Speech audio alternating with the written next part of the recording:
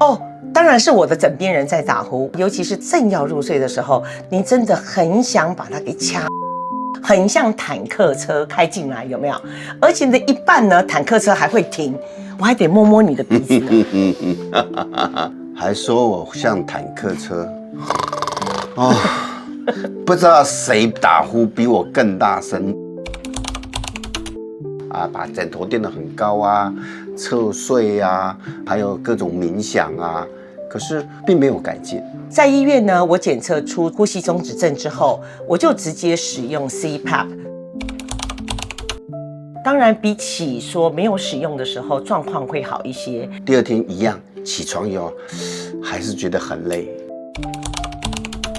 其实我在检查出有呼吸中止症的时候，医师就有谈到这个部分，但是呢，那时候的台湾好像还不是那么样的成熟，所以呢，就直接建议我使用 CPAP。我比较惧怕就是你戴下去的话，会有牙齿会疼痛啦，或改变你的嘴这些整体的这个结构的问题啊，所以我一直没有去做这件事情。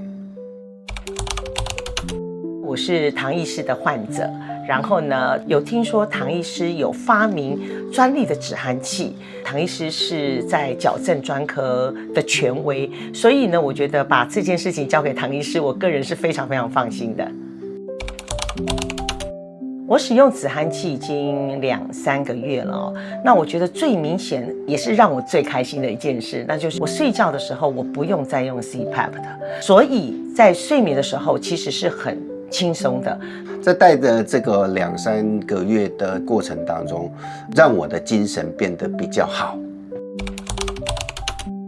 我觉得好像比较回到过去自然睡觉的状态。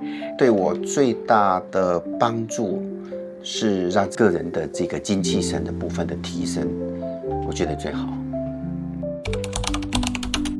哦，这个必须的，因为光打鼾的问题是足以破坏夫妻感情的，所以我现在更爱你呢。如果我们把打鼾的部分降低后，就不会有那个产生对他的那种干扰跟厌恶感，就会更爱他。感谢您呢。